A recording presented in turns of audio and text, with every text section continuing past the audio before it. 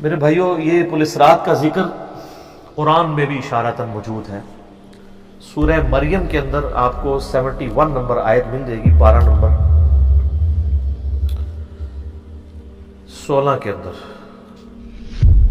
اعوذ باللہ من الشیطان الرجیم، بسم اللہ الرحمن الرحیم۔ وَإِن مِّنكُمْ إِلَّا وَارِدُهَا، اور کوئی بھی تم میں سے ایسا نہیں ہے مگر یہ کہ اسے دوزخ سے گزرنا پڑے گا۔ کان علی ربہ حتما مقضیہ، یہ تمہارے رب کی طرف سے تقدیر میں شدنی بات، یہ ڈیسٹنی تمہارے لیے مقرر ہے کہ تم سب کو آگ کے اوپر سے گزرنا پڑے گا۔ چاہے کوئی جن ہے، انسان ہے، وہ پیغمبر ہے، صحابی ہے، تابعی ہے، نیک ہے، بد ہے، سب کو ایک دفعہ گزرنا پڑے گا۔ پھر کیا ہوگا؟ ثم ننجی الذین اتقوا ونذر الظالمین فیہا جثیا، پھر ہم نجات دے دیں گے اہل تقوی کو، اور جو ظالم ہیں ان کو گھٹنوں کے بل اسی دوزخ میں رہنے دیں گے۔ والعیاذ باللہ تعالی، اللہم اجرنا من النار، آمین۔ بخاری مسلم میں کئی ایک احادیث ہیں پولیس رات کے حوالے سے۔ ایک وہ حدیث جو بخاری اور مسلم دونوں میں موجود ہے، اللہ کے محبوب صلی اللہ علیہ وآلہ وسلم فرماتے ہیں کہ قیامت والے دن اللہ تعالیٰ جہنم کے دونوں سروں پہ ایک پل رکھے گا، یعنی جہنم کو پار کرنے کے لیے ایک بہت بڑا پل رکھے گا۔ بخاری مسلم کے الفاظ ہیں، سب سے پہلے میں اپنی امت کو لے کے اس کے اوپر سے گزروں گا، اور اس کے بعد باقی انبیاء بھی اپنی امت کے لوگوں کو اپنے ساتھ لے کر گزریں گے، اور ہر رسول کی زبان پہ سمیت میرے رب سلم رب سلم رب سلم ہوگا۔ اے اللہ سلامتی فرمانا، اے اللہ سلامتی فرمانا، اے سلامتی فرمانے والے رب سلامتی فرمانا۔ اب نماز کے بعد بھی مسلم شریف میں دعا ہے نا، اللہم انت السلام ومنک السلام تبارک یا ذا الجلال والاکرام، سلامتی۔ اور نبی علیہ السلام فرماتے ہیں یہ کلام بھی صرف انبیاء کر رہے ہوں گے، انبیاء کے علاوہ کسی کو کلام کرنے کی اجازت بھی نہیں ہوگی۔ آپ ویسے کہتے رہے کہ ہمارے بزرگ جو ہیں وہ پھڈا ڈال کے بیٹھ لیں گے کہ میں اپنے مرید لے کے جانے دیں۔ بخاری مسلم کہتی ہے کہ انبیاء کے علاوہ سب کی زبانیں ہوں گی گونگ،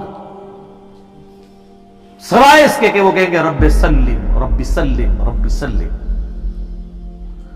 پھر نبی علیہ السلام فرماتے ہیں کہ بخاری مسلم کے الفاظ ہے کہ جب لوگ پولیس رات سے گزر رہے ہوں گے نا، تو پولیس رات کے دونوں جانب آنکڑے لگے ہوئے ہوں گے، جس طرح کے کانٹے ہوتے ہیں،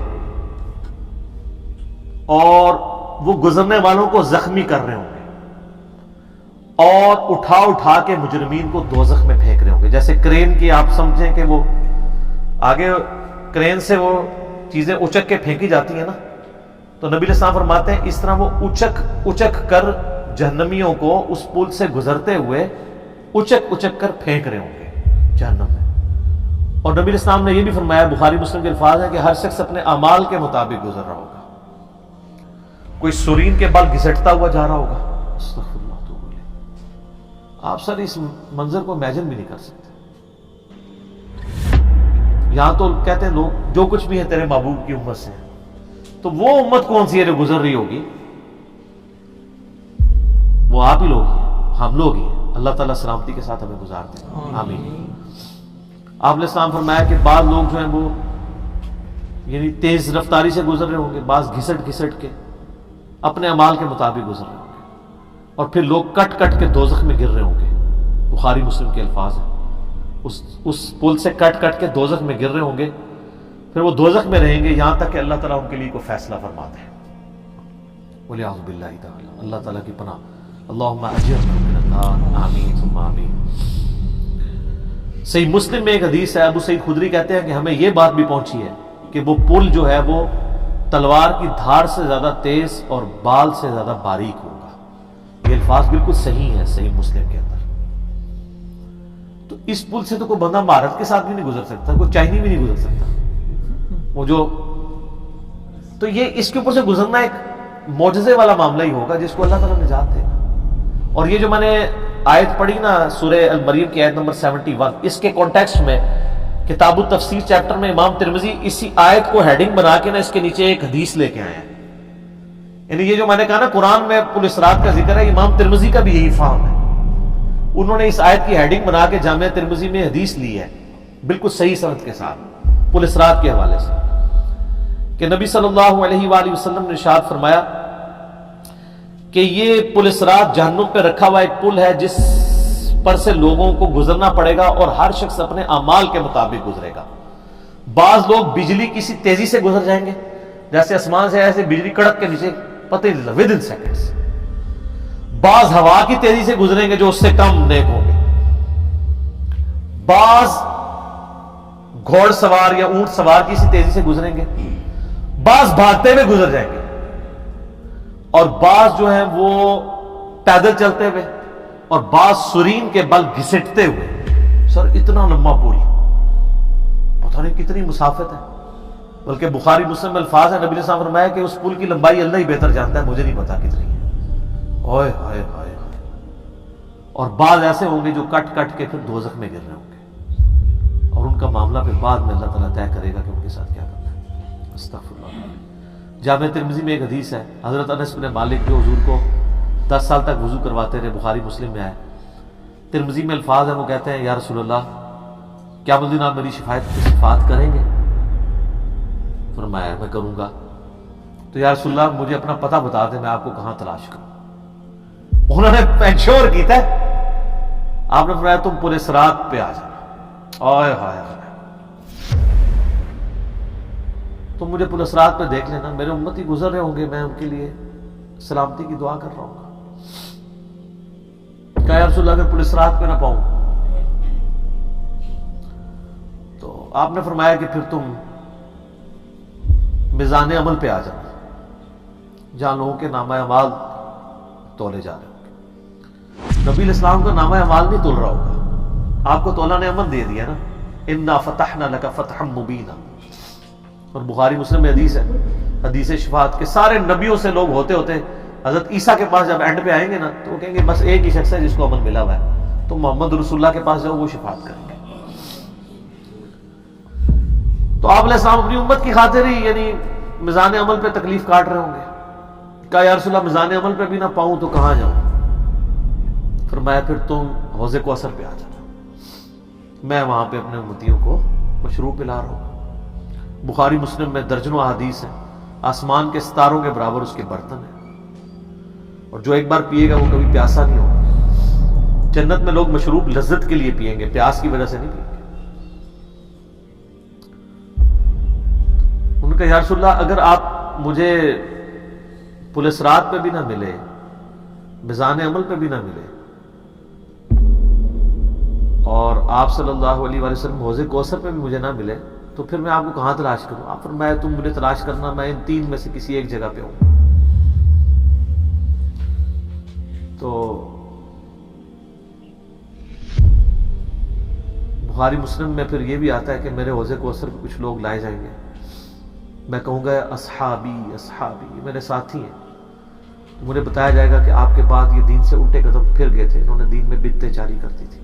آپ فرماتے ہیں میں کہوں گا سحقا سحقا لمن غیر بعدی، کو دور کر دو مجھ سے، میرا ان سے کوئی تعلق نہیں ہے. بخاری مسلم میں الفاظ ہیں، عبداللہ ابن ابی ملیکہ جب یہ حدیث بیان کرتے تھے تو کہتے تھے اے اللہ ہم تیری پناہ میں آتے ہیں اس چیز سے کہ تیرے نبی کے وفات کے بعد ان کے دین سے الٹے قدم پھر جائیں.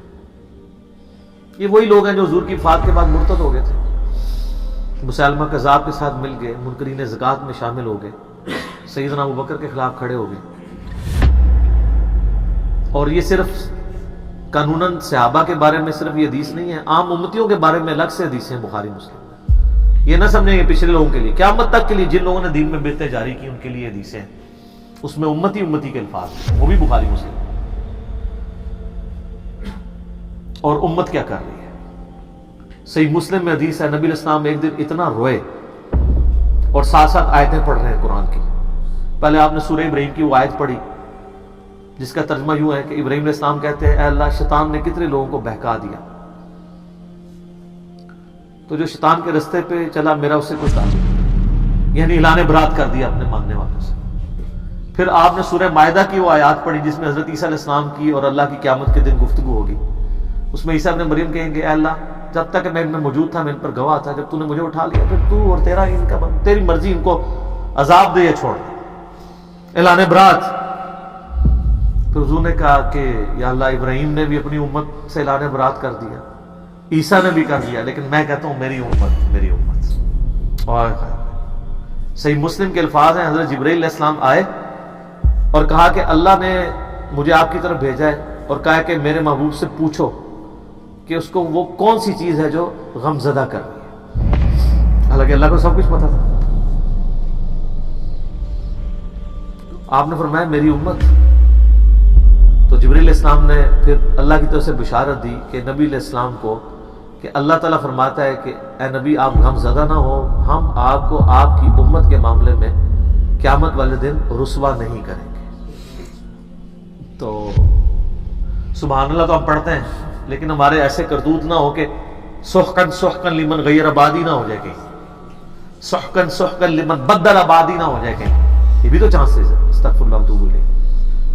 نبی علیہ السلام نے تو اپنی محبت کا حق ادا کر دیا، اور مسلم شریف میں حدیث ہے قیامت کا دن وہ ہے کہ جب ابراہیم علیہ السلام بھی میری طرف متوجہ ہوں گے، جس دن کوئی بھی اللہ کی بارگاہ میں کلام کرنے والا نہیں ہوگا، میں ابراہیم علیہ السلام کی سفارش بھی میں کروں گا۔ حضور کی سفارش کے بعد انبیاء کو بولنے کا موقع ملے گا۔ اسی پہ وہ اعلیٰ حضرت کا شعر ہے نا، وہ جہنم میں گرا ان سے جو مستغنی ہوا، ہے خلیل اللہ کو حاجت رسول اللہ کی۔ بل ہم شعر کہہ سکتے ہیں، ہم محبت کے لیے نعرے مار سکتے ہیں، لیکن نبی علیہ السلام نے جو امت کو تعلیمات دی تھیں حجۃ الوداع کے موقع پر، غدیر خم کے موقع کے اوپر، امت نے کسی ایک وصیت کا بھی پاس نہیں کیا۔ اب یہ ایک دردناک ٹاپک ہے، جتنی مرضی بات کی جائے نہ ختم ہونے والی ہے۔ بس اس کو اسی پہ کنکلوڈ کرتے ہیں کہ اللہ تعالیٰ قیامت والے دن ہمیں اپنی رحمت کاملہ سے اپنے محبوب صلی اللہ علیہ وآلہ وسلم کی شفاعت کے ساتھ قیامت کی ساری ہولناکیوں سے بلا حساب و کتاب جنت میں داخلہ عطا فرمائے۔ آمین ثم آمین۔